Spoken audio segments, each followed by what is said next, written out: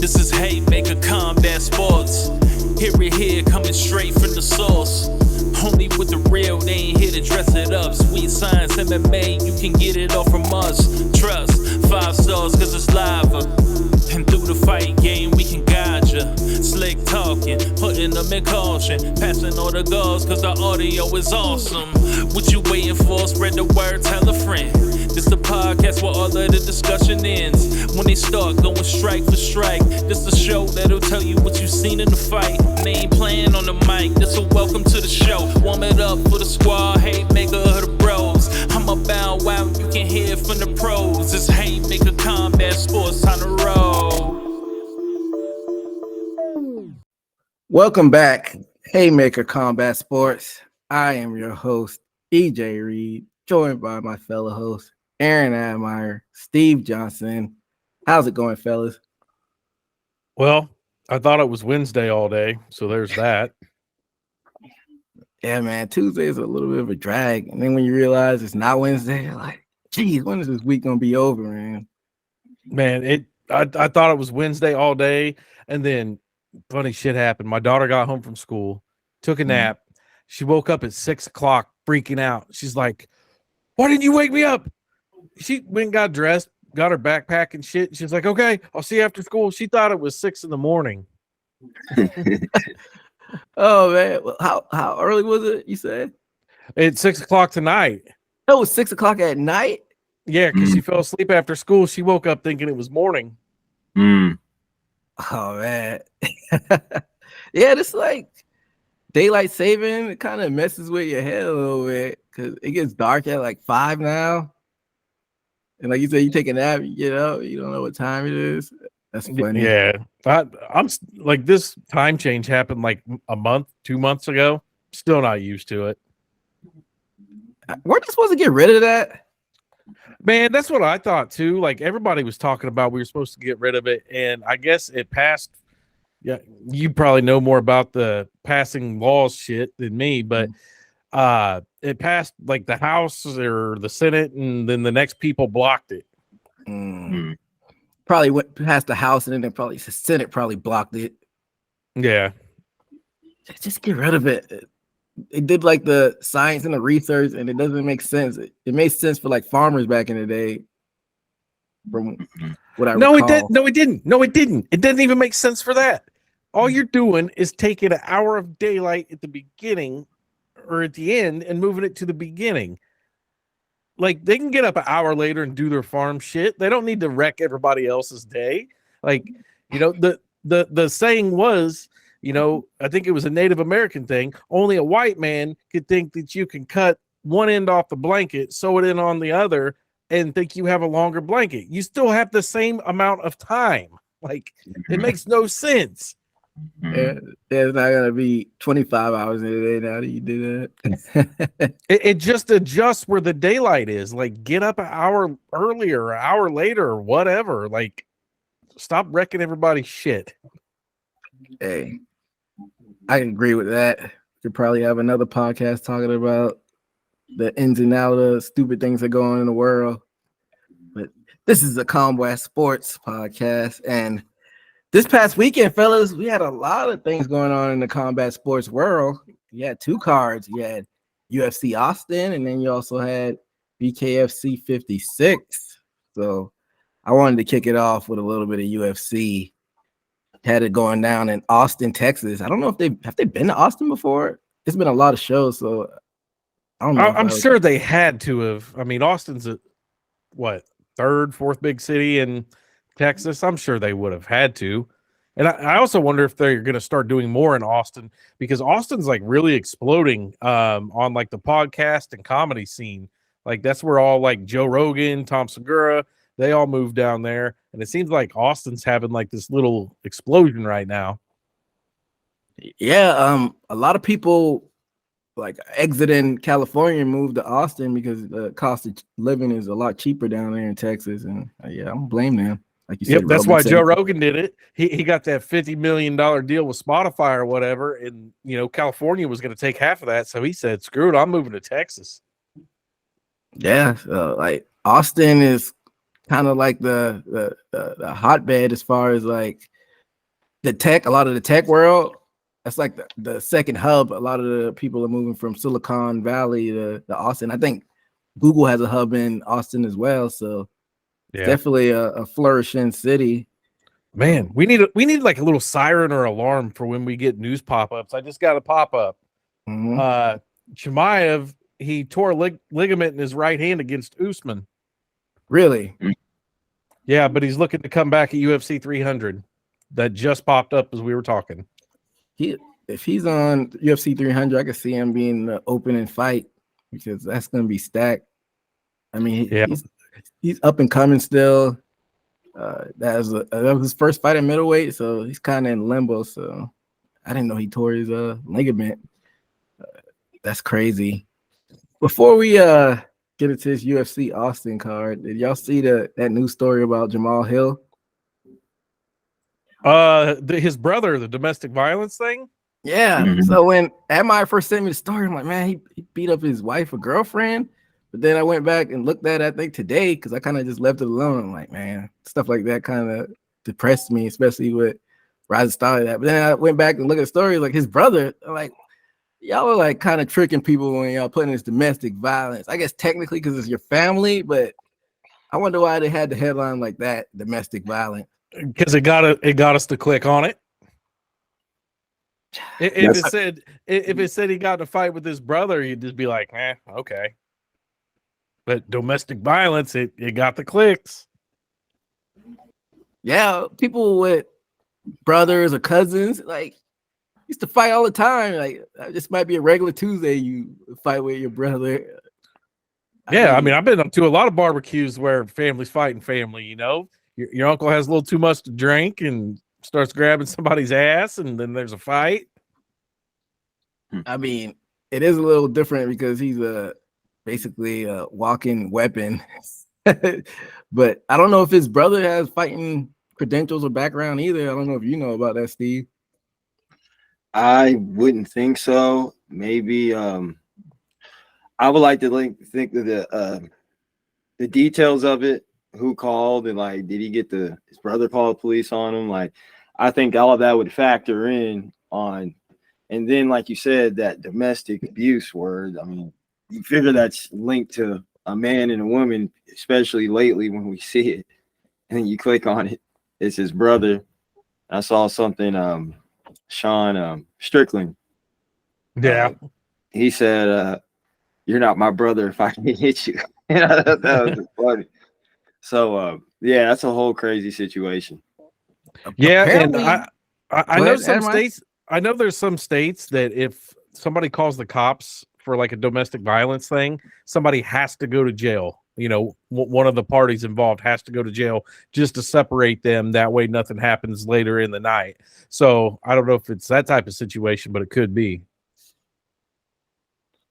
Yeah, I mean, yeah, like you said, sometimes it's an automatic.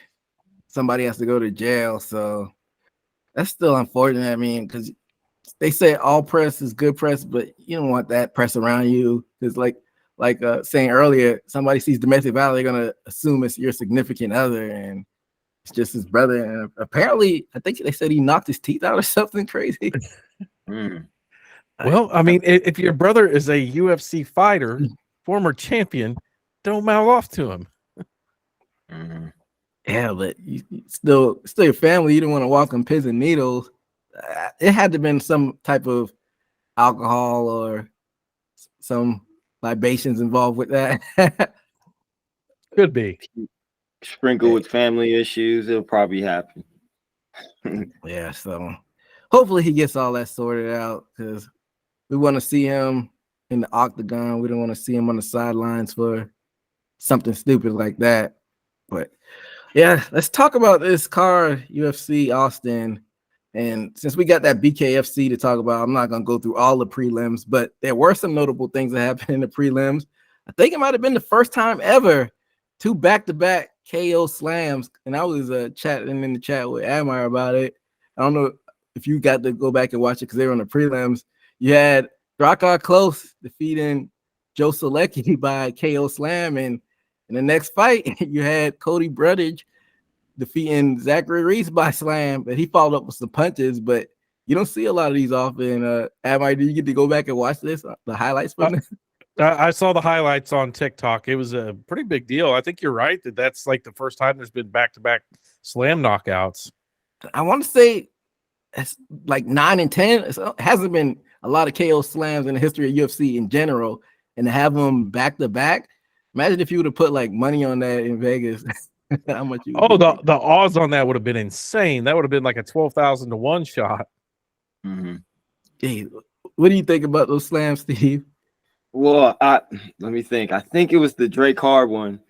What I like about his, and I think one of the unique ones that he can have a badge for, and maybe somebody out, but as far as the significance, he did it sideways, or like he had the arm bar and then he knocked his head sideways.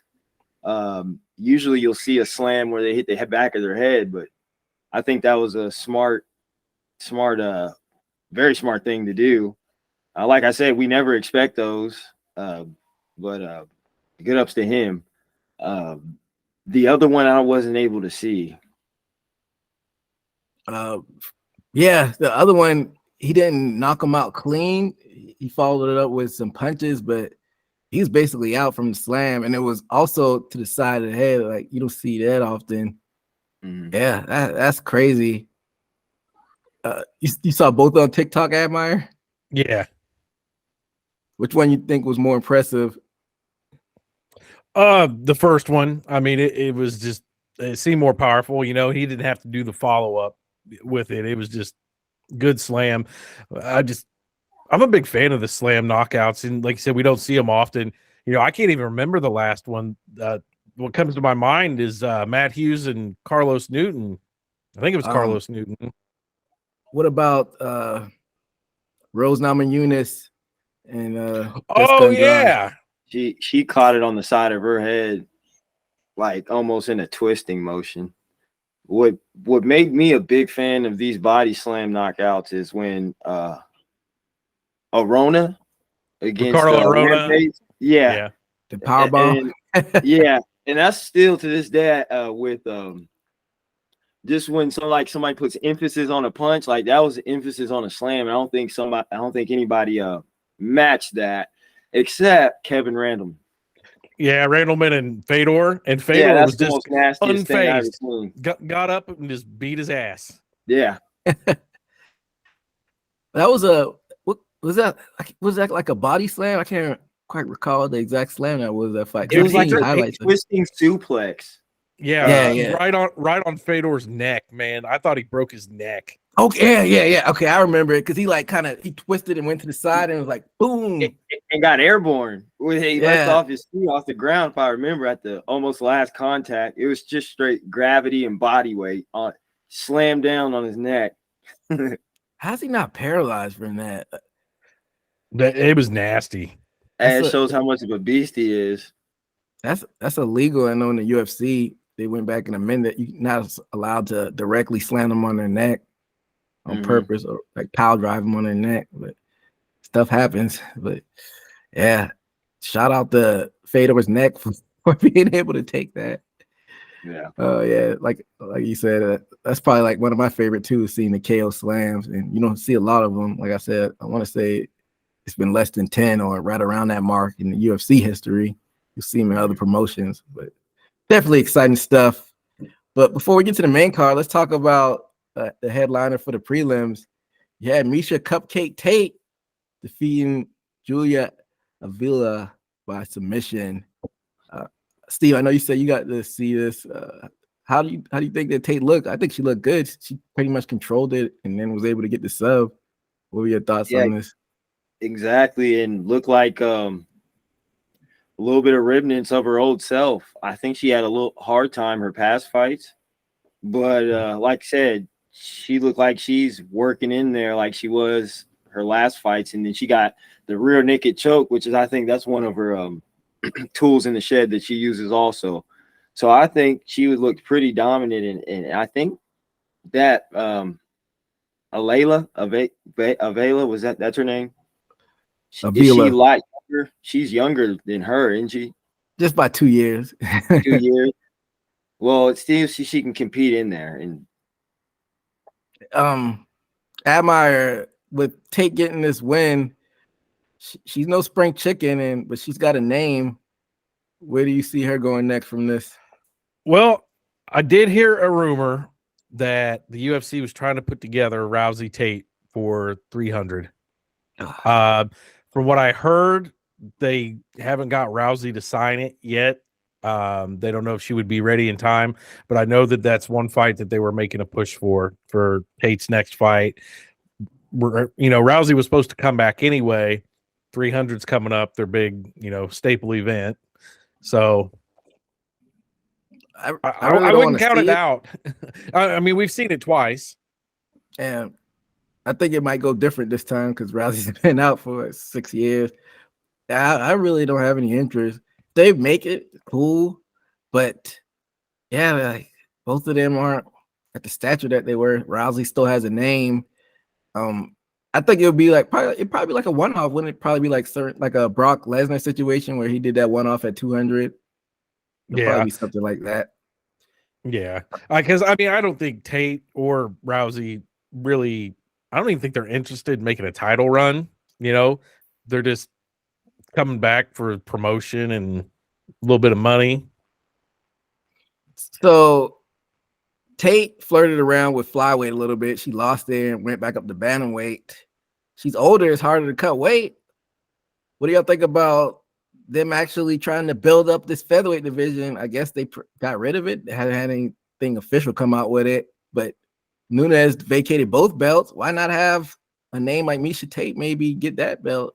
It's kind of like a tribute to her career. Like, what do y'all think about them actually putting people in that featherweight division? Yeah, rebuild it back up, kind of start it from scratch again. Tate, she deserves it. She held the belt for what, couple fights before? One fight, and then she lost. Yeah. So, and she's like number 2, I would say number 2 all time for women's veterans. Rousey, Tate, Amanda Nunes, still the GOAT, but Tate is probably the second most recognizable up there. Yeah, that's what I say. As far as name value goes, I could get on that board, and you got to show Carano in there in that mix as well. Yeah, why not? Yeah, I said why not build a featherweight division? What do you think, Steve? Well, this is a very sophisticated as far as compared to the men. And I have to look back at this to see how many women.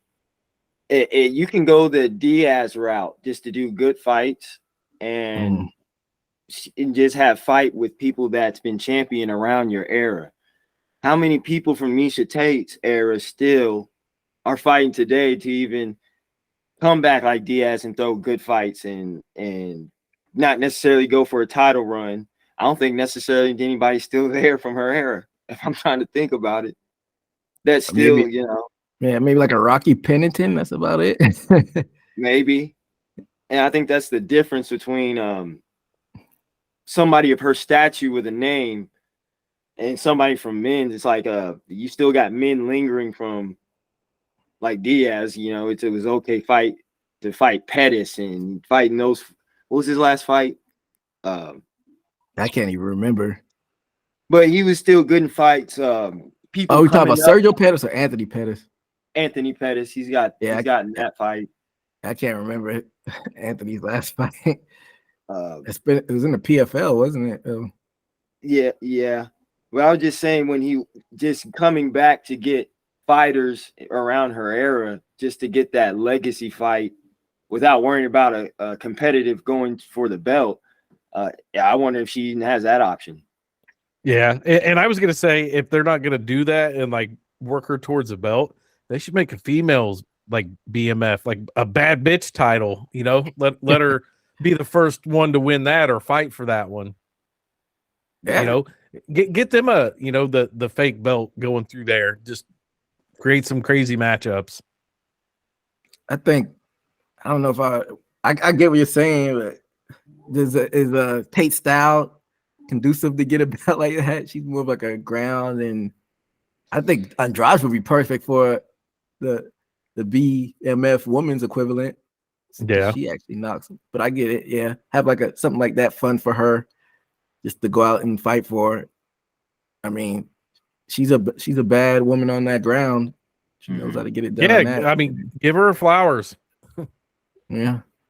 It seems like she's got some options though after that win this weekend. So we'll be on the lookout for what Tate does going forward. But let's get into this main card, fellas. At middleweight, you had Dustin Stolfus defeating Punahele Soriano by submission. So both fighters went back and forth in the first round, and Soriano got dropped towards the end of it, and pretty much it for him after that.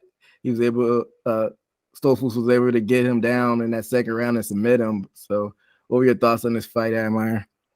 Yeah, Soriano started out decent, but it was pretty much dominated by Dustin. And one thing I noticed about this fight that I just kept bothering me, I was like, these guys do not look like middleweights. They look very small. They look more, lightweight, maybe welterweight. They look very undersized for middleweight.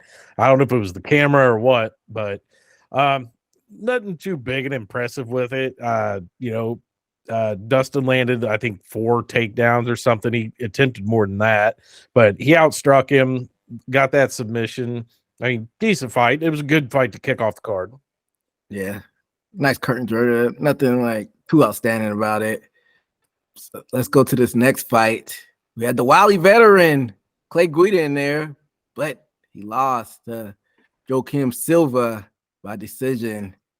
So Guida almost got finished in that first round.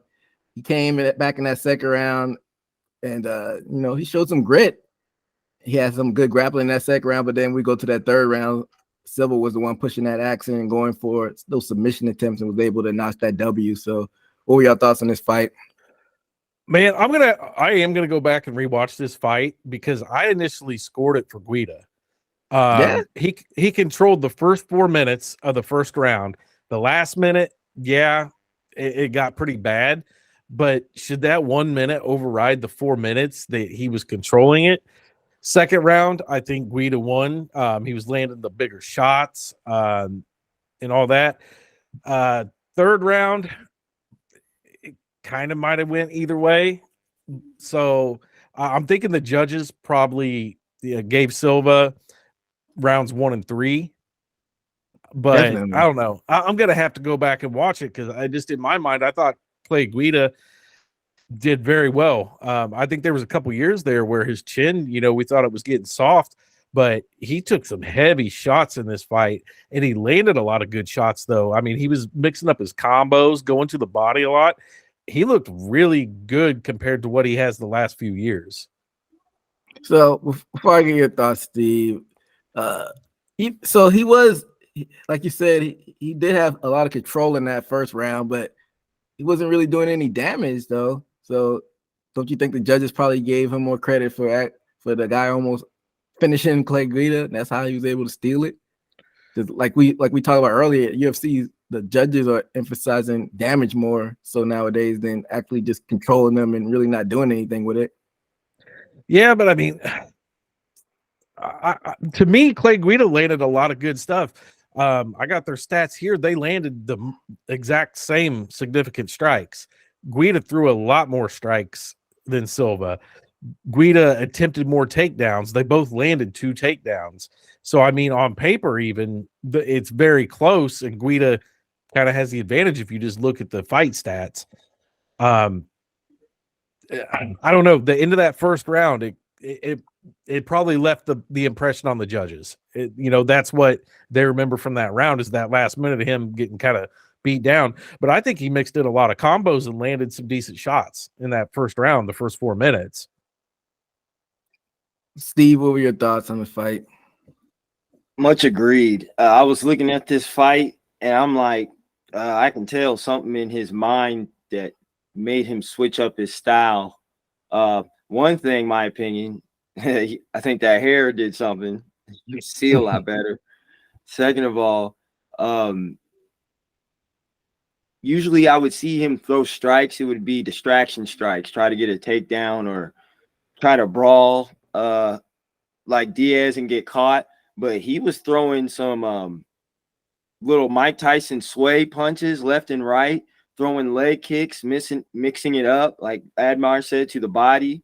What I felt like you can get yourself in a bunch or with a debt is keeping on going with takedowns and not getting them. Maybe the judges were looking at that because he did do a lot of takedown attempts. I don't know. I can't remember what it was, but he landed 2 of 11.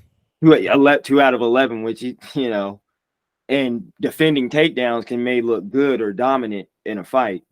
Like you said, he got caught that first. I think the judges, or not the commentators, they thought it was 1-1 going into the 3. I can see arguments, but I can say it could have went to the winner also. Yeah, it was definitely some close things to call in that first round. I get what you're saying, Admire, but like you said, I think the last thing that was in the judge's mind of him getting knocked down. But besides that little route that Guida was in towards the end of the first round, he looked pretty good, especially for a guy who's got so many fights on his belt notch as he does. He's been in this since like 2006. Yeah, and he's got 59 fights, and his record is now 38-21. So his record's not very good, man. But I mean, his most of his losses weren't devastating losses. I mean, he was in most of the fights that he's lost. He's like the lightweight version of Arlovsky. He's just old and weathered, but it seems like he's having kind of a resurgence to me, even though he lost. That's a win for him that he was able to eat those shots and keep going. I feel like he was striking in the mind of a striker, the way he was throwing those hooks. And I never seen him throw hooks like that, or emphasis on a punch. He was catching dude a few times. I was like, oh, where did that come from? And that didn't look like, so to speak, classic Guida. He seemed like he turned something on his mind, as far as at least on the striking side. Yeah, definitely. He's usually the wild man, just throwing anything and just wanting to stand in the pocket and exchange and stuff. And he was just more calculated, more precise. And I mean, like you said, the hooks and stuff that he doesn't normally throw. So, I mean, we're talking more about him than the actual winner. But I mean, I think this fight showed more about him than Silva. Mm. So, y'all think, is it time for Guida to finally hang it up? After that, I want to see him do at least one more. I mean, he's definitely earned gatekeeper status. I mean, and that's going to be a word I'm going to throw a lot as we go through this card. Gatekeeper. You want to see Guida take a little bit more brain damage before he hangs it up? I don't. I mean, he's taken a lot of damage in his career, but I mean, this fight, it didn't show it. I mean, it just, I don't know, man. To me, in my mind, Guida's not like the type of guy that can retire and open a gym. He's not that guy. So, I mean, he needs to get paid while he can, while he's still looking good. Mm-hmm. Steve, you think he should keep fighting? I think maybe overall body damage, yes, but I think he's been caught a few times in fights. But like Admire said before, we never seen him have a devastating just drop like a fish to KO, and I think he's somewhat, who knows what happens in the gym, but shit, from the way he gets, you look at his fights, he gets hit, he comes back up. I mean, if I see a Clay Guida fight on my screen, I'm always going to be intrigued because it's Clay Guida. He basically grew up with him fighting for like half our lives, I guess now. But 2006 was his first fight. So. Yeah, I'm pulling up his record to look at it right now. His first UFC, well, he started at WEC in 06 and UFC in 06. But let's see, does he have any just straight knockout losses? What got him on the map was that Diego fight when they were brawling and he got caught, and that good fight. that specific highlight, I think, is what got him on the map. Yeah, it looks like he's been knocked out by Brian Ortega, Chad Mendez, TKO, and that's his 2 KO losses. Yeah, so he's not getting knocked out, but like, what are you? I guess you fighting for a paycheck, I guess, and that's not bad. If you could always use the money, but if he's comfortable with the money he saved, I don't see like what's the point, because he's not gonna get a title. Yeah, you know who I want to see him against next? Who's that? Somebody else that lost on that card, Bobby Green. I don't think that would end well for Guida. That would be interesting, I guess. But he's gonna get touched up if he faces Bobby Green. I don't know if they face each other yet either. So no, I was just looking, and I don't think they've fought each other. So, why not? Yeah. So we'll get to Bobby Green in a little bit, but let's move on to this next fight. This fight had some names on it. You had Sean Brady defeating Kevin Gastelum by submission. Kevin Gastelum is coming back down to welterweight.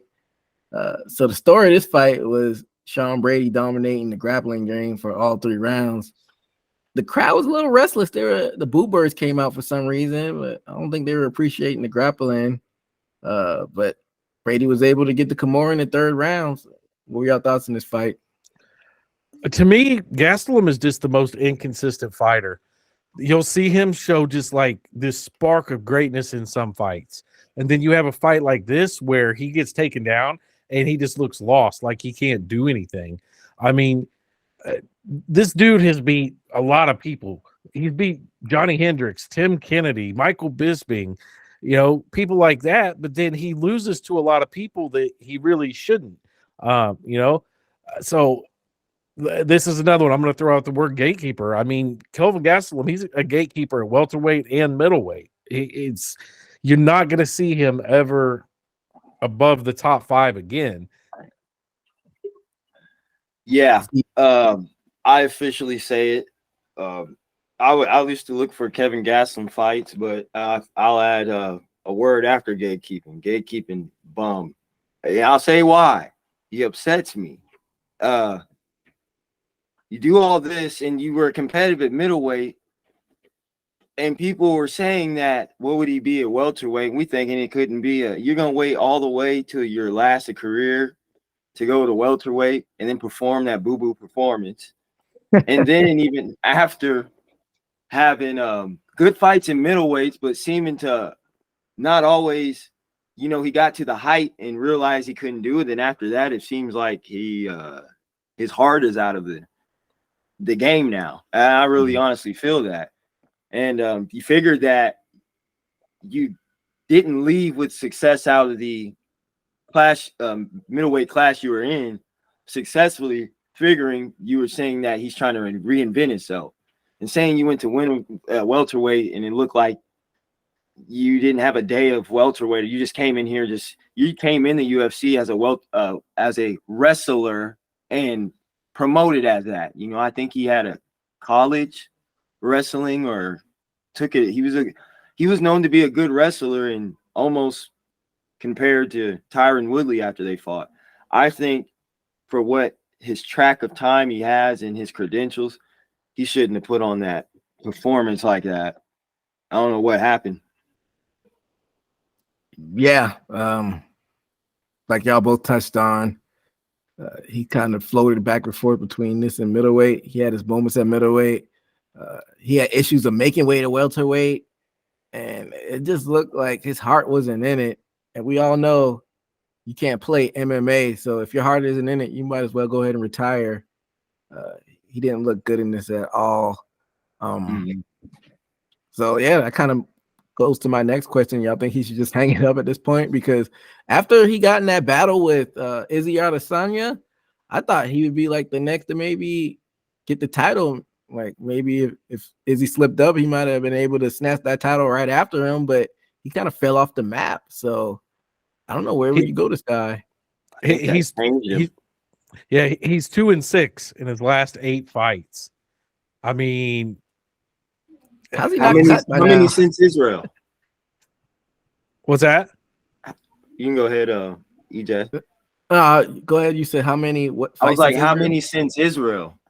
Since that loss, because I think that's when when he started changing. I mean, I think certain wars take, you take each other's piece of you, and I think something was taken from him in that fight, and it was a good war, but he ain't been the same. Yeah, that was the first of those 6 losses. Yeah. That's a lot. Kind of like Robbie Lawler and him battling with Rory McDonald. Like Rory McDonald really hadn't been the same since that fight. So that's kind of the equivalent of Izzy and Gastelum. And McDonald was fairly young when he had that fight, and he was in the same. Yeah, I want to say he was below the age of 30. Yeah, because I hadn't turned 30 yet, and McDonald's a little younger than me. So yeah. When you go in that war, sometimes you're never the same. And you said Amar, you said that was 6 fights after the Izzy fight. So that was the first of his 6 losses of the last 8 fights. And, I mean, he lost a couple before that, but he fought for the, he fought Izzy for the belt. He beat Vitor Belfort. I mean, he was kind of a killer back in the day, like when he was on the Ultimate Fighter and he fought Uriah Hall for the finale. And I was like the only person I knew betting on him to beat Uriah Hall, and he did. And like this dude had like such high aspirations. Like he should have done way better in the UFC. I don't know if he just never took it that serious or wasn't that interested or what. So with Gastelum, he's never going to be back in title contention at this point. So you think like a PFL could use him? Yeah, definitely. I mean, he brings the name value. They can say, former Ultimate Fighter winner, former title challenger in the UFC. I think he would bring a lot over there, and he would kind of be like Ryan Bader. Ryan Bader was in Bellator. He didn't do good in the UFC, but he went to Bellator, won the championships. Ryan Bader won Ultimate Fighter. So it's a lot of the same thing that, Kelvin and Bader have in common. So I think he could do well over there. Yeah, that's a good comparison. That's that's the energy I get over him too. Like that's the only thing you can do. I think he might be a champion in another promotion. Yeah, well, I'm surprised UFC hasn't cut him. So we'll also be on the lookout to see if they even keep him, because that wasn't a good performance. But let's move on to this next fight, fellas. We had Davison Figueroa, former flyweight champion, moving up the bantamweight, defeating the always game Raw Font by unanimous decision. So Figgy comfortably won all 3 rounds, in my opinion. Font had his moments, but wasn't able to sustain it. Figgy got the takedown in all 3 rounds, and then in round 3, he was able to keep him down. And Figgy also showed that power translates up to bantamweight, which I was kind of skeptical of, but it did translate up to bantamweight. So what were your thoughts on this fight? Yeah, as far as the striking, I mean, it was pretty close, but Figgy, he had a lot of pressure and kept Font against the cage a lot of the fight and controlled him and just beat him to the punches, landed the takedowns. The busier fighter, he looked really good at bantamweight. I'd like to see more of him at this weight class. He rocked Font a couple times too. Yeah. Well, yeah. What were your thoughts, it was a good fight. I liked it. I always like Figueiredo, and now that I've seen him that he can compete with these bantamweights, and maybe you look at the top of the bantamweight division, he might have a few humps to go over, but he's dangerous. You can tell that. Well, he's a sniper. First of all, second of all, you can tell he was pacing himself, took his time. Shooting a shot where he needed to, and didn't go for a throw out brawl as far as his knockout mentality, like in the Moreno fight. I think those Moreno fights humbled him to conserve and not think he can just walk over everybody, because he finally met Billy Badass, and the way he fights is translating into it. I think he'll do very well, and I love the way he fought too. So go ahead.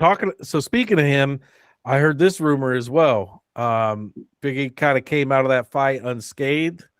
I heard that they're trying to line up him and Peter Yan for UFC 300.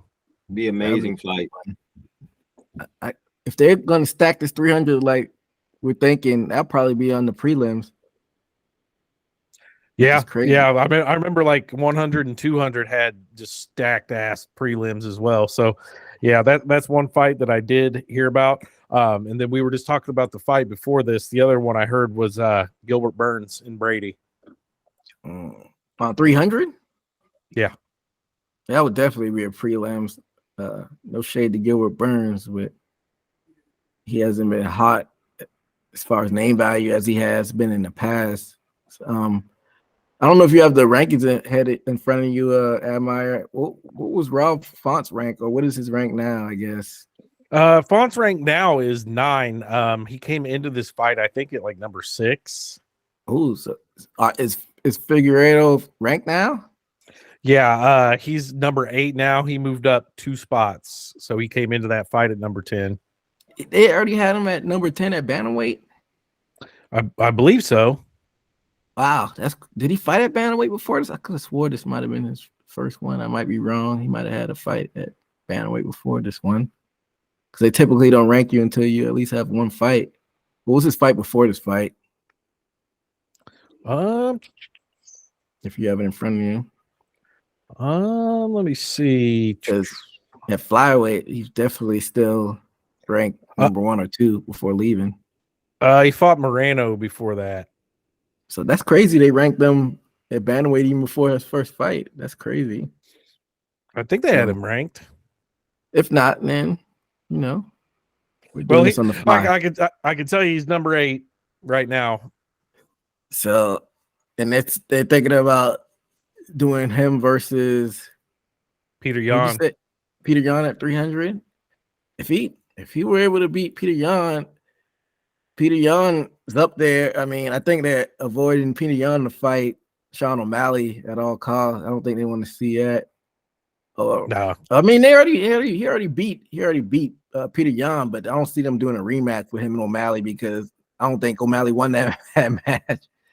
No, I think Peter beats him in the rematch, and I think UFC's riding the whole hype train of O'Malley. So, what I was mixing up in my head is I don't see O'Malley facing Merab. I think they're going to keep him away from Merab at all costs. But then, even if Yan kind of works his way back into a rematch, I think they'll avoid that. I think they're just going to try to do like the glamour matches for O'Malley as much as they can. Yeah, but you can't deny Merab that title shot after they do this Cheeto Vera fight. What if Cheeto beats him too, though? That'd be funny. But yeah, bantamweight, there's a lot going on in that division, and now you got the former flyweight champ injected to that, so definitely something to look out for. But let's talk about this co-main event, fellas.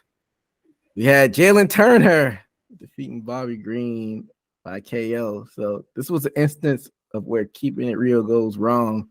Bobby came out talking trash, went and touched gloves with Turner, and Turner looked good even early on in the fight. He used those kicks in his length as advantage. Then he cracked Bobby with that right hook on the temple, finished it on that ground. And there's some controversy behind this one. People felt like the ref didn't stop it. They're like, he's dead already. Yeah. Yeah, I don't like Bobby Green, never have. But I don't want to see somebody go out like that. I mean, that was way late of a stoppage. That's why I don't like Bobby Green. He tries sitting there talking during the fights and all that, talking shit. And man, Jalen Turner, he's gonna be a problem, dude. Like, he's so big for that weight class, and he mixes in those kicks so well, and he just hits all these angles that it seems like nobody can figure out his angles and where the strikes are coming from.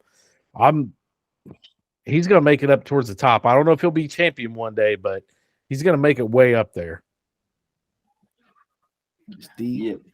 He has the archetype where the type of energy of a fighter where he's sitting there, he has his stance, he has his length and everything, but he can switch like back to the left and to the right while he's in southpaw and orthodox and be comfortable like a Adesanya Silva type of person.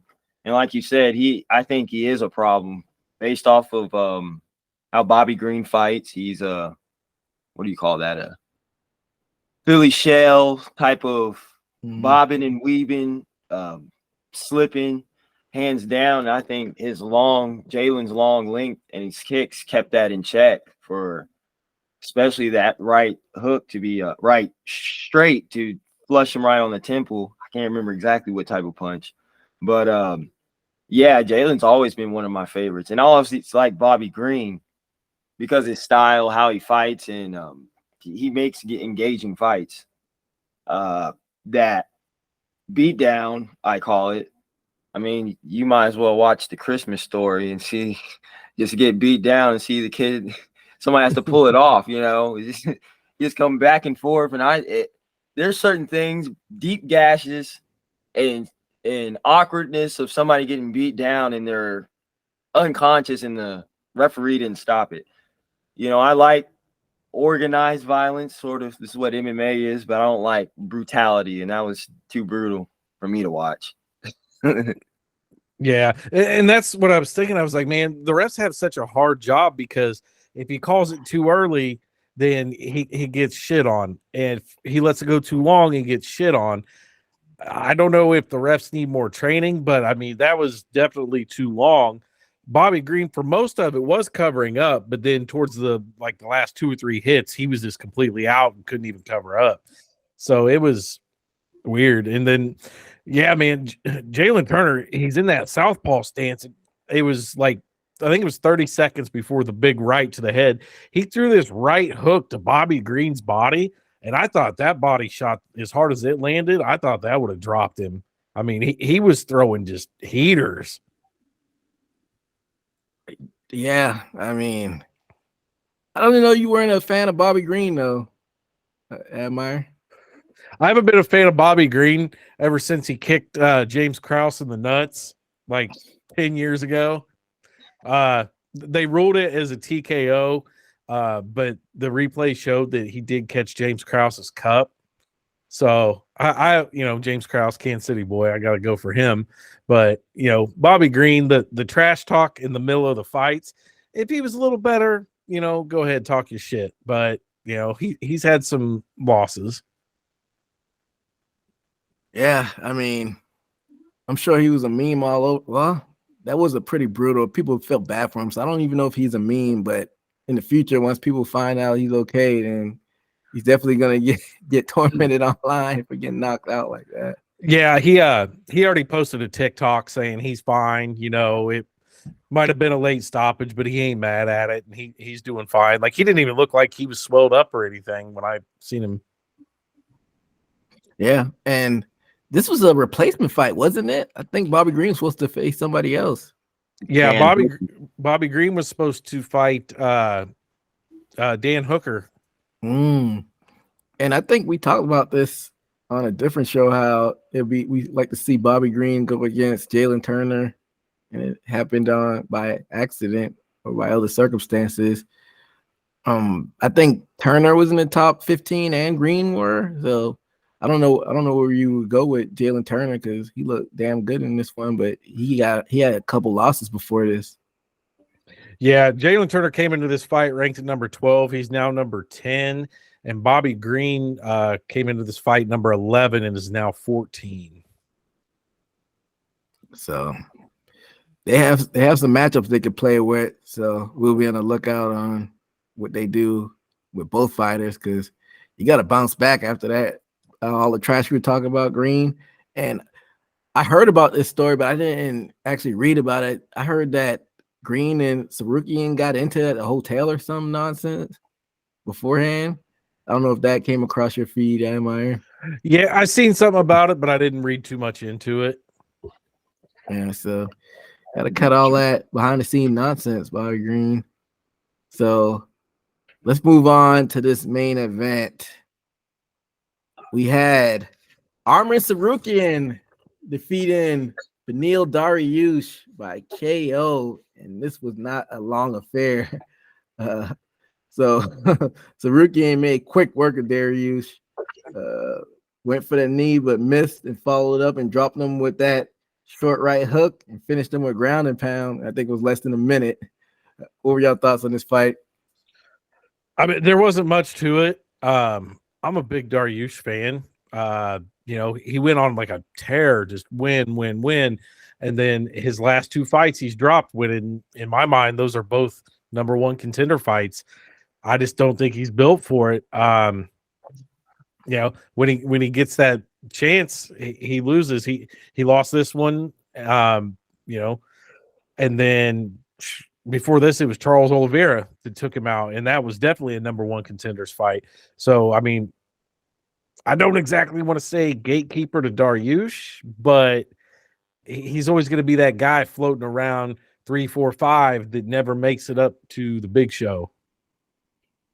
Yeah, he was on that crazy streak before he lost his last two. So I think he's the type of fighter where he's not like a brash, braggadocious type fighter. So he'd have to reel off like 7 or 8 in a row before he gets a title shot before it's undeniable. So like you said, he may be stuck at gatekeeper now after taking these losses. What were your thoughts on the fight, Steve? I kind of saw it coming. Like I said, I seen him fight Charles Oliveira. I was like, nah, he can't compete with the top dogs. And from our past podcast, I remember talking about Arman Sarukian. We were talking about Islam, and I was talking about Islam fought him, and the only person that was very competitive with him was Arman. And I kind of saw that if it wasn't going to be a knockout, which I thought it would be ground and pound, because he has great wrestling and went back and forth with Islam and transitions and all that. I just not thought he would have got it the knockout. I think his last fight, he got clipped pretty good, but still got the fight on the ground. What he did was it Saturday? It was a good performance. He got his KO. I didn't expect it, and expected it from Dariush. I think he's getting older. Can he be top 5 gatekeeper around there? Yeah, but he falls every time. I think he doesn't have a lot or left in the tank, especially lingering or getting right there to title contention and just lose to just fight your way back up. That's depressing to me. And that's the thing is that top 5 of the lightweight, you have a bunch of heavy hitting dudes up there. You got Justin Gaethje up there, Dustin Poirier, Michael Chandler. So putting Dariush against these heavy hitters, you're most likely going to see kind of the same thing happen again. Yeah. What was it? Was Dariush, was he top 5 still coming into this fight? Coming into this fight, he was ranked number 4. Yeah, so that's nothing to sneeze at, even though he's on a losing streak now. So they still got some fun fights, like you said. I guess that's the definition of a gatekeeper. So I throw him in there with somebody ranked from 10 to 6 and see what happens. Somebody who hasn't faced yet.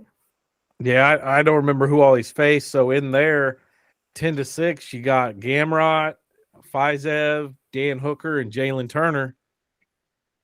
Yeah, Jalen Turner's back in the top 10 now. Yeah, Jalen Turner's number 10. I don't know. Who would I like to see out of? So those? Dariush has beat Gamrot. I think I remember that fight vaguely. So there are some options without doing repeat fights. Has he hasn't faced Turner yet, has he? No, he hasn't.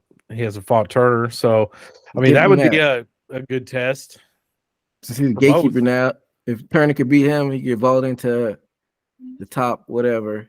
Is Darius still 4 after this weekend? Have they done the re-ranking? Yeah, Dariush, he fell to number 7. Ooh, yeah, so that'd be perfect for Turner. Number 10 versus number 7. Make it happen. I like it. And then what's next for Sarukian? That's a big win for him. What's he ranked now? He is now ranked number 4, and he's on my rumors list. I hear that they might try to line him up with Poirier for 300. Hey, he called up. Did he call out Poirier? Or did he call out Justin Gaethje? He called out somebody after the fight. I mean, I might be making up both. I could have swore he called out one of those guys. Yeah, I mean, I don't remember, but yeah, the Poirier fight, it'd be a fun fight. Poirier's got the star power. That's what they need for 300. It's a good test for Arman. So I'm cool with that.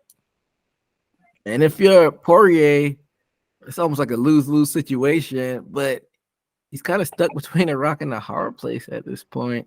Because I don't think they will give him a title shot because he just lost to Gaethje. But what's going for him is that he hadn't faced Islam yet. So if he could beat a Sarukian, that could kind of, not vault him to a title shot, but have him back on the right track. Yeah. What do you think, Steve? I think so. I think it would be a good test. Just comparison to he lost to Khabib. Khabib is Islam's dude. And then you have Arman, to where I say one of the most competitive. If Islam was a little bit better in wrestling, would be a good test for Poirier if he can get to Islam. Because I like I said, I see something in Arman. I think he's very dominant in his wrestling, and I think he can be in title contention pretty soon. He can slide through any people that are in the way of Islam pretty good, I think. Yeah, I thought it was gonna be like a grappling affair back and forth, but he just starts them. So he's definitely on my radar before, but now he's definitely on my radar. So I wouldn't be surprised if he were able to get a title shot and be very competitive in it. But I don't know. Nobody's been tested in Islam, so until somebody tests them, I got to see it happen. Yeah. Mm-hmm.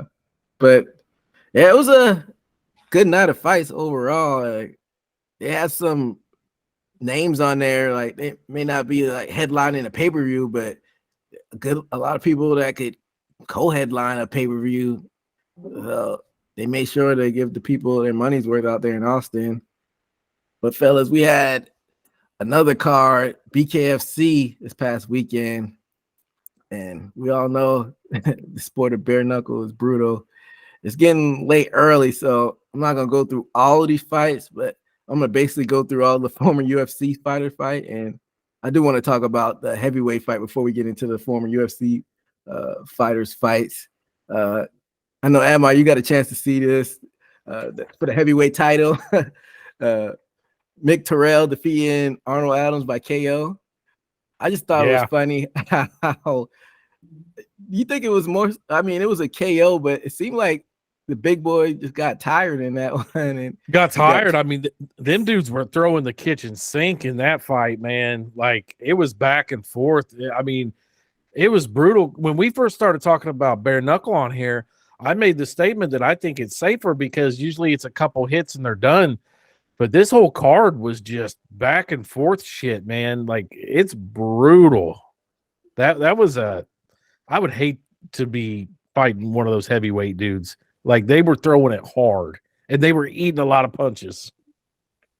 And like with bare knuckle, you watch them throw, and all of a sudden, like, everybody's face will just be messed up, like out of nowhere.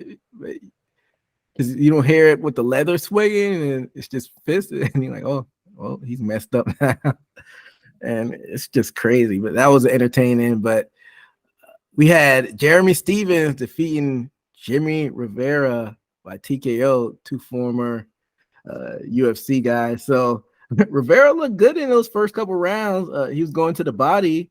Every time Stevens landed, though, he would sting him. He just wasn't putting out the volume at first. But then in the third round, he was able to crack Rivera, and that doctor ended up stopping it because of the cut. What were your thoughts on this fight, Amar? Yeah, Rivera, man, he looked really good, especially coming in there being like, I think Rivera's like 5'3". He was like 4 or 5 inches shorter than Stevens. Stevens, a lot of UFC fighters talk about he was one of the hardest hitting guys. Like, I know Dominic Cruz trained with him and said that Jeremy Stevens is just a monster when he hits. But Rivera was eating a lot of those punches, a lot of hard ones. But like you mentioned, Rivera going to the body on him, there were some hard fucking body shots, man. Like, he looked really good. I hope it doesn't discourage Jimmy from, fighting anymore, because I can see them battling it out again. It was a good fight. Did you realize Jeremy Stevens was in the UFC when I saw him on the card? I'm like, I thought this man was still in the UFC. Little Heathen Stevens. I guess he got cut. Yeah, I can't remember what it was. I think he lost a few in a row, and then there was one that I think he didn't look very good at all. Let me see. I think his most significant loss is Gutierrez. It was that one, he cracked him with a mean elbow. While he was swinging. That's the most significant one I remember. I think he had maybe 1 or 2 more fights after that, and just got cut. Yeah, he's one of my favorite fighters to watch. Yeah, always an exciting fight. But yeah, he lost 4 in a row, then he won 1, then he lost his last one in the UFC by he lost 3 in the UFC. And was cut, went to PFL, lost his first fight in PFL, won 1 in PFL, and then he lost in PFL. I didn't even realize his PFL stint. Shows how much I was paying attention to him.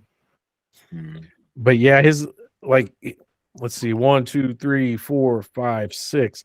6 of his last UFC fights, he was 5 losses and a no contest.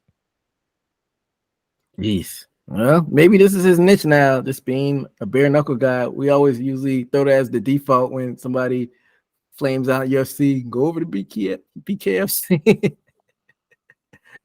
And I mean, he looked good from what I saw, so I'm sure they'll throw another fun fight at him. But let's go to the co-main event on this one. We had Christine Perea defeating Beck Rollins, who's also a former UFC fighter, Rowdy Beck Rollins, by unanimous decision. So with this one, it was a nice back and forth affair with the ladies. Both of them landed nice shots. Perea landed that big right hand towards the third. I think that changed the tide of the fight. And then Beck didn't really come back after that. Yeah, and then they got into that flurry in that 4th round. They were like going back and forth like Rock'em Sock and Robot. But then Perea was able to get the nod after that. What were your thoughts on this fight? Yeah, I mean, it was pretty one-sided. I mean, Beck Rawlings, she wasn't, out of it from the beginning. But after, when she got rocked, it was kind of all downhill after that. I mean, it was completely unanimous. I mean, I think all 3 scorecards were like 50-45 or something like that. So, What's Beck Rollins' last UFC fight? If you could bring that up, because she hasn't been in the UFC for a while now. Let's take a look. Looks like she fought in Bellator last in February of 2020. February of 2020. Yeah, that was her last MMA fight. Her last UFC fight was 2018. Jeez. Where has time gone? I feel like she's been in UFC since then, but you said she hadn't been in UFC since 2018. Yeah, she lost to that Ashley Evans Smith. Jeez. So I was gonna say, because I thought she was probably, I thought like 2021 was her last time. She hadn't been in a couple of years. Because I was gonna ask you, like, you think her showcasing her skills in organization could get her back into like a bigger organization, but I don't know. I think that ship has sailed. You said she hadn't fought in UFC since 2018, so Yeah, it's been a while. and she just lost this fight, so maybe she could get another fun fight in BKFC. But let's get into this main event, fellas. We had Platinum Mike Perry defeating Eddie Alvarez by TKO corner stoppage. So Perry was walking Alvarez down, but Eddie was eating him up with those jabs in that first round. And Eddie looked really good in that first round. I think he got that first round. And then round 2 was back and forth affair by each fighter. Both of them were landing pretty hard shots in that second round. And back after that was over, Alvarez went to the bench and the corner stopped it. His own corner stopped it. So it's not like he went out on his shield and got knocked out. But what were your thoughts of this fight? Yeah, Alvarez looked really good. He had Perry on the ropes a couple times. He was beating him to the punch a lot of times. Of course, Perry, the bigger dude, was landing harder shots, but I feel like Alvarez was landing more shots and more accurate with his striking. I think there's a ton of good with Bare-knuckle, but this is, I think, the one flaw that it has is you could be losing a fight, but if you land the right punch and get somebody bleeding or opened up the right way, they can stop the fight. So that's the only negative to it, you know. It was a good fight. I would watch shit like that all the time. I mean, it was just like Steve said earlier. I mean, it was orchestrated violence. I mean, those dudes were just throwing, and it was glorious. Steve? Yeah, I definitely enjoyed the fight, and I've watched bare knuckle fights before, but for some reason, this one and just seeing how they throw them punches, I don't know if it's the gloves, but I swear to God, you can see those emphasis on those punches, and I'm like, man, this is like it's different than MMA or boxing. It's like you can literally tell somebody like, oh shit, man, you lucky he threw a hammer at you and he missed. It's like those type of. It's almost like everybody's throwing Ngannou punches, right? So saying that, Eddie Alvarez, very impressed. I always looked at Mike Perry, the bigger person compared to Eddie Alvarez. And like you said, he was pumping that jab. And I think amount of using that jab, that's what opened up his right hand to stun him. I think he stunned him first in the first round to establish, respect from him, which I thought that would make me think that Eddie would have a chance. And I thought he was going to have a chance in the second. Was very disappointed that the fight didn't go on. But Mike Perry is another. Now, I think he has some things to work on. He shouldn't leave his face out there, but boy, for a person that does leave his face out there and still have a chin, he proved to me that he's a true fighter and is willing to stand in front of somebody. And I think we clipped him pretty good. I think that was in the second round. Mm-hmm. And I would still like to wonder officially why they called the fight on Eddie's side. Was it I think his own corner did it because they knew he was damaged. He couldn't see out of his eye. His orbital was like cracked in 2 spots. Yeah, that's in that. He's gonna have to have a while for that to heal. Yeah. But yeah, definitely Mike Perry. I'm a fan of his, especially after that fight. And if Eddie ever comes back, I mean, he showed that. I think he showed better hands that he ever had than MMA. And I think even a few times I think his favorite punch is the uppercut, which I've seen him try to throw that a few times. So he did a very good job for me. And I think Eddie won. I think, like they said, I think he won the fight also without winning. Yeah. I guess you could say that, but you break an orbital. I don't feel like I won the fight. Oh man. Yeah. I mean, he won it until his corner stopped it. I mean, that's like I said, that's the only bad thing about it is you could be winning the whole fight, but catch a hard punch that splits you open and the doctor stops it. And I mean, that's what I was thinking through watching the bare knuckle. It's like they have the doctors come in and check them and see if they're all right to continue. But I don't think that's realistic because any doctor is going to say it's not good to keep getting punched at all. So, Yeah. you know, it's kind of weird putting them in there. But I think Mike Perry has found his niche, man. This is like his sport. And I like that he's getting paid. He made more for this fight than he made in like 5 fights with the UFC. So it opens up a lot of doors. I mean, not to stray away from talking about that fight, but I think bare knuckles the next big thing because it doesn't involve the ground game. You always hear these big weightlifter and bodybuilder guys, oh, I'd be good at fighting, but you just take me down and lay on me. Well, here you go. Here's your sport. Come in there where you just have to throw hands. It's not boxing. It's real fighting, but you can't take them down. Think about if bare knuckle would have been an organization when Kimbo, you know, back in the day, Kimbo would have been in bare knuckle and put somebody like a Mark Hunt in there. It gives the guys that can stand up and fight that don't want to get laid on a place to go fight. And I think it's awesome. And I don't think circus fights are such a bad thing in bare knuckle. You know, you don't want to see two YouTube stars go into MMA and like fumble around on the ground. Make them stand in front of each other and punch each other in the face. So, you know, and it gives a place for the boxers, you know, the boxers that say, oh, let's find out who the baddest is, but I don't want to go to MMA and get laid on. The boxers and the MMA guys can meet in the middle in bare knuckle because it's still not exactly boxing, but it's not MMA. It creates this whole new world for everybody to kind of meet.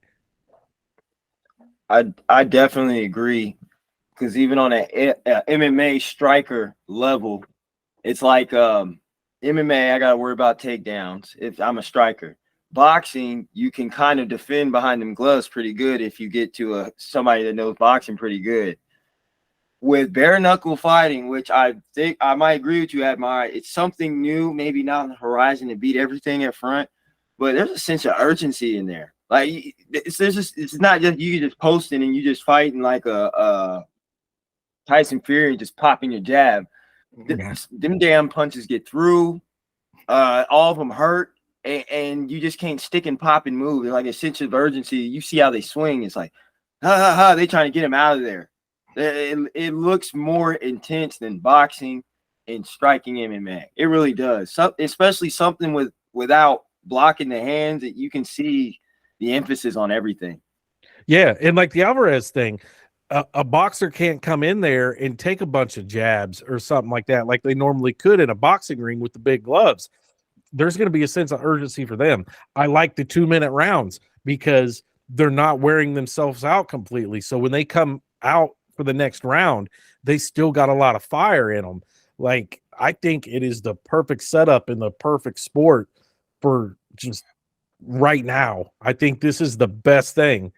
As far as the fight itself that we're talking about, Mike Perry called out Jorge Masvidal and said, you know, you used to be a bare knuckle street fighter. I'd love to fight you over here. I want to see that. So what do you think about Mike Perry winning the King of Violence belt? He is right now. I mean, that's his sport. Like the dude found his niche. He doesn't have to fight on the ground. He doesn't have to work on kicks and other aspects of MMA. Like he just gets to stand there and trade. And that's what this dude was like built for. Yeah. And you said he wants to fight Jorge next? Yeah. I think Jorge is probably too cool for school to do it now after he's got his name up there after the 2 pieces in the soda or whatever, and then the Asker knockout. Now he's trying to be like his own boss. I don't think he gets in there. I don't think he's got the balls to get in there. But I mean, like Mike Perry just got paid like 1.2, I think it was, for this weekend. Masvidal could make a quick $1 million going in there and doing that. I mean, that's more than I'm sure he was making in the UFC. Nah, he was getting millions towards the end of the UFC. But I don't think like he wants his face to be mincemeat. If he could go and do like a little boxing match and gets paid the same.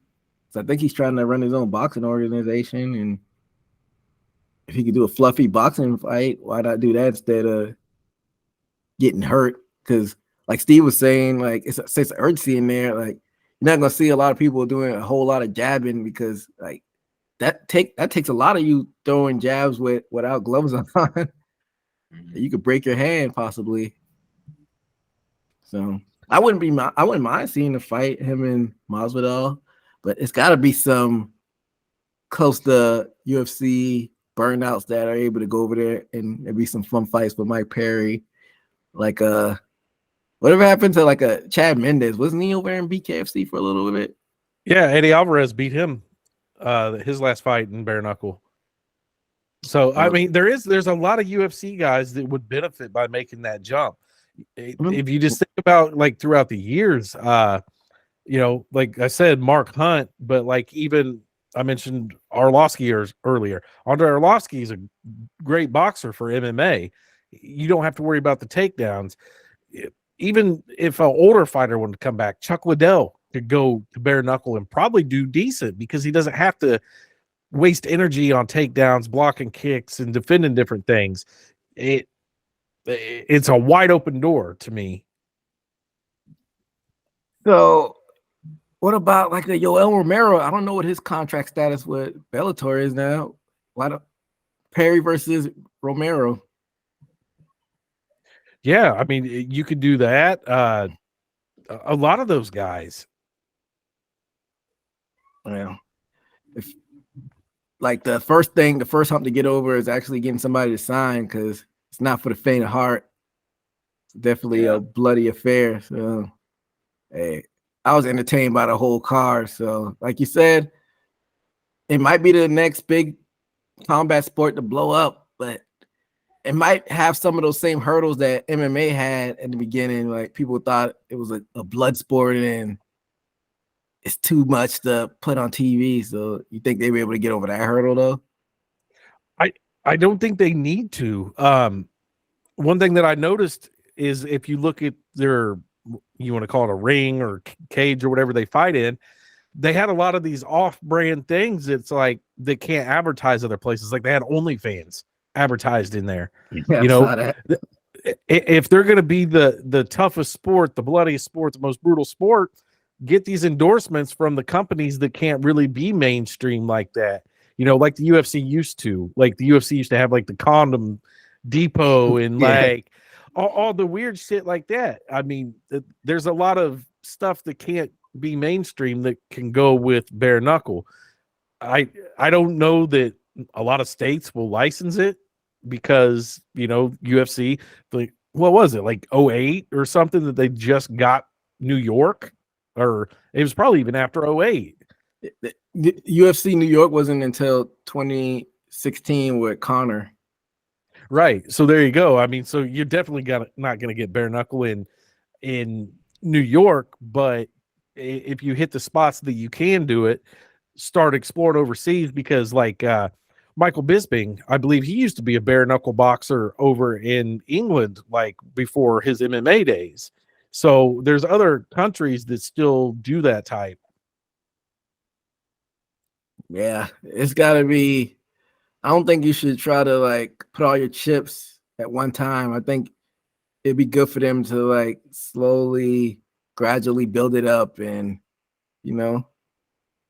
stop. Sometimes the steady pace wins the race. So I think they have a chance to become like a nice little niche, and you got to build it brick by brick. So we'll keep our eye out on the next big card that BKFC has, and most likely cover it on here. Y'all have anything before we get on out of here? I heard they're still trying to make Chandler McGregor for UFC 300. I don't know if they're going to get it done. So y'all got the over under this actually happened. I would lean towards probably not. Steve, what do you think? You think they actually get this done? Man, it's been so long that Shit, man, you just lose interest. I lost interest in it. I would love to see it, but I think I mean, probably not because he's under contract, but you had Mike Perry call out Connor, if I believe I think he did in his post office, along with Jorge. Um, everything's crazy now, man. I can't confirm anything. There's a lot of crazy stuff that's been happening as far as fights, but who knows? They might call that off as much as crazy stuff has been going on in MMA world. So hopefully we get to see it. Most likely. I think it's a holdback of just confirming if Connor's ready with his leg injury. I think mostly what it is. Man, it's almost been 3 years. It happened in 2021. I hope he's ready.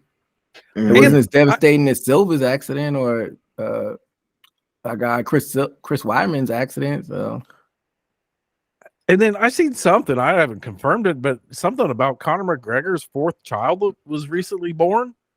Yeah, I didn't even know he had a third. Yeah, I knew about his. It was a son. Yeah, I think I didn't read about his wife being not his wife. They're not even married. His fiance being pregnant again. He's popping them out. He's gonna have a little starting lineup soon. Mm-hmm. Well, I'm sure he's not needing to go in the octagon, but having some more money wouldn't hurt. Now that he's got that newborn in the world. We know Connor's not starving, but I mean, if he fights, and it's cool. If he doesn't, I'm fine with that either. Until they announce something, I won't get my hopes up. I won't hold my breath, but we'll keep an eye out, especially with UFC 300 coming up soon, the first half of the year.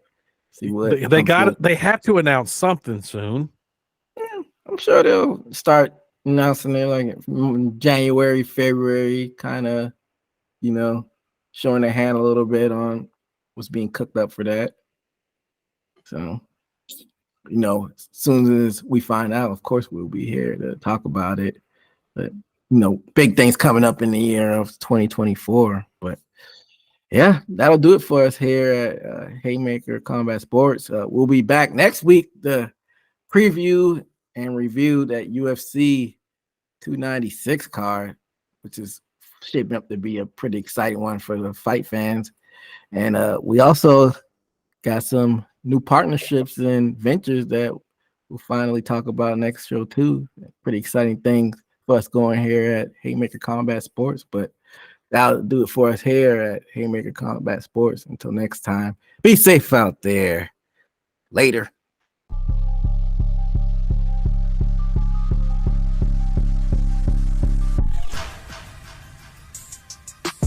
Hit the takedown, ground and pound. That was from the top. Heel hooking, no more plot to leave you